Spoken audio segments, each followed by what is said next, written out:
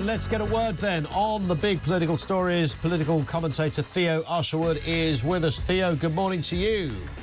Good morning to you, Ian. Nice to have you. I should say, by the way, a lot of people are struggling with the YouTube feed at the moment, which sometimes is giving sound and no pictures and sometimes picture and no sound.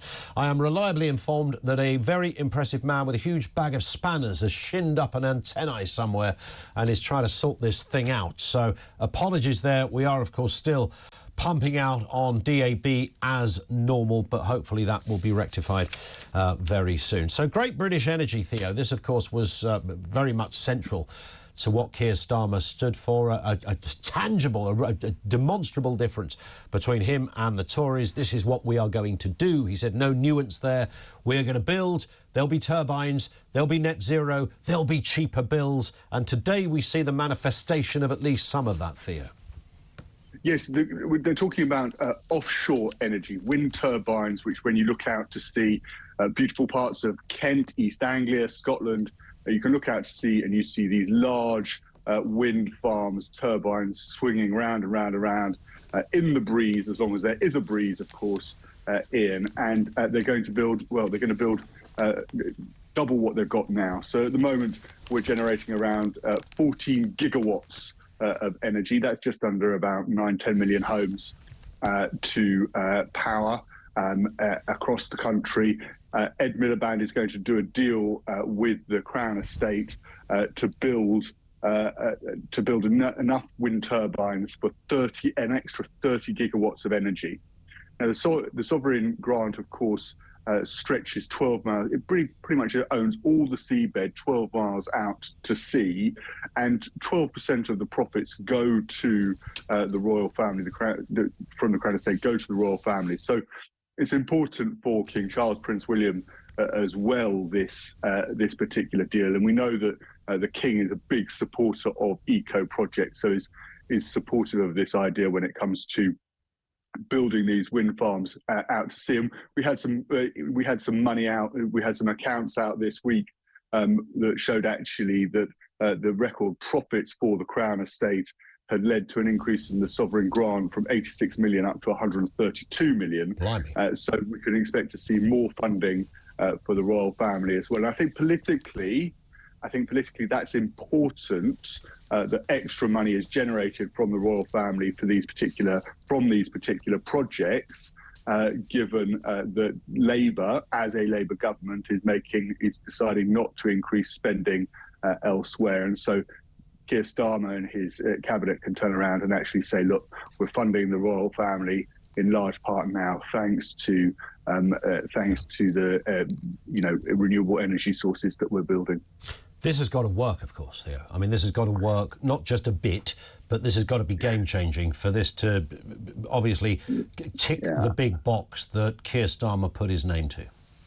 Absolutely, and of course, wind turbines are great when the wind is blowing, but when there is no wind, then there is obviously a problem, and they're going, it made no secret about it. This is going to be controversial as well. I think in terms of the controversy, though, I think it's not necessarily offshore wind, and I know people will have strong views about these large wind farms out to sea, but I think the really controversial change actually came a couple of weeks ago when Ed Miliband, the Energy and Net Zero Secretary, actually lifted the ban on onshore wind farms. The Tories had said they'd created this sort of paradox where they said you could have onshore wind, but they made it so difficult for developers to even try and build wind farms on hills that they just didn't bother. It was just a complete waste of time because it was so easy for any landowner or any quote-unquote NIMBY to simply block them.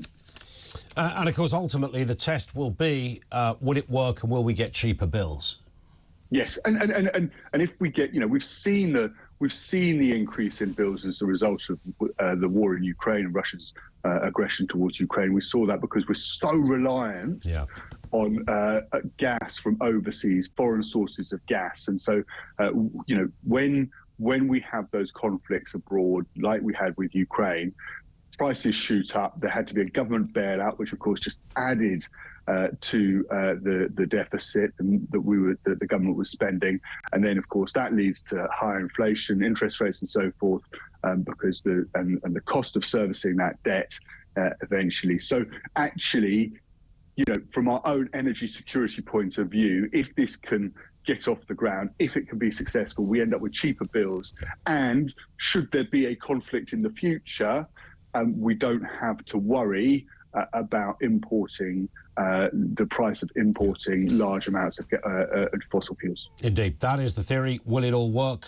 Time will be the great test, I suppose, of that. Let's move back to the Conservative Party then, Theo. We're going to be speaking with Tom Tugendhat later in the programme. He's put his hat into the ring. He will stand for leader. And perhaps most poignantly in that story, he says he would leave the ECHR to protect Britain's borders. Now, correct me if I'm wrong on this. I'm not aware that Tugendhat has ever made noises in this direction before, Theo. This is the benchmark now, Ian. This is we all knew this was going to be a big question because it relates specifically to the Rwanda plan. Rishi Sunak was told by his own immigration minister at the time, Robert Jenrick, he resigned over it, and he was told by his own backbenchers, you're not going to get flights off to Rwanda. You cannot stop the small boats with that deterrent unless you leave the ECHR, because simply the courts won't allow it. They'll just point to the European courts and say, they're saying it's against human rights, therefore we can't do it.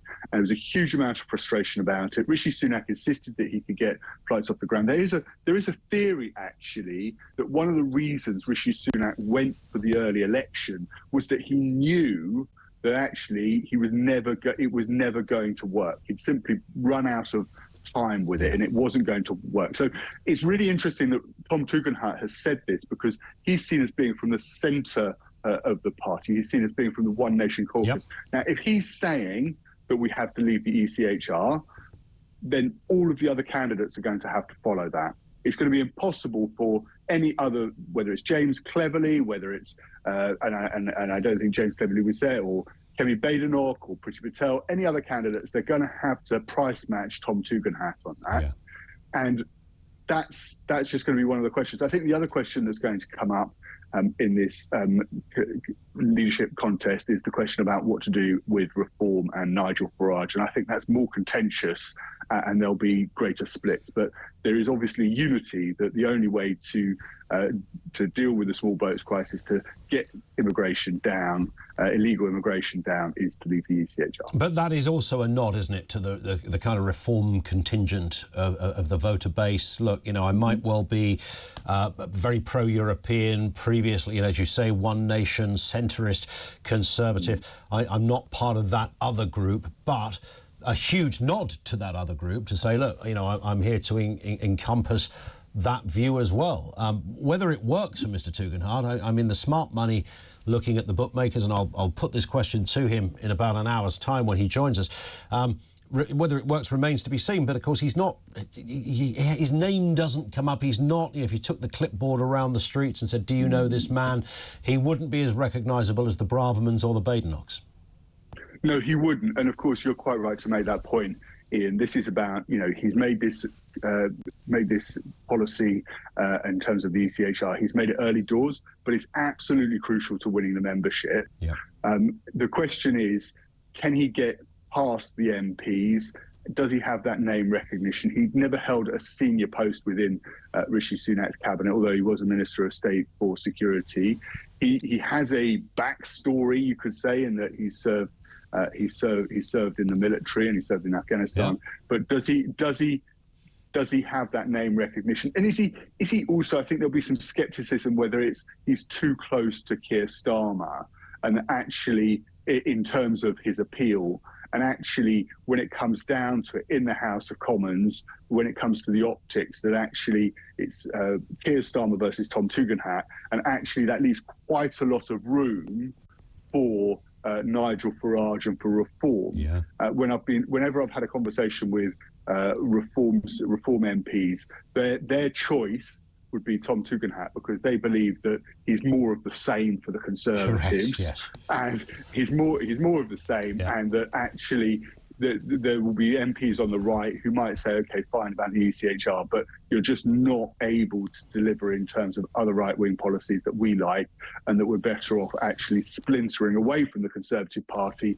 and joining Nigel Farage and those four other Reform MPs on the back benches, because it's just, you heard it from Farage yesterday. It was just sort of, there was no real opposition from the Tories. That was his claim. It was a bit of a love-in on Ukraine, and it wasn't, the real opposition is coming from his party in the House of Commons. There it is, beautifully laid out. Theo, as ever, thank you. Theo Usherwood, political commentator with us.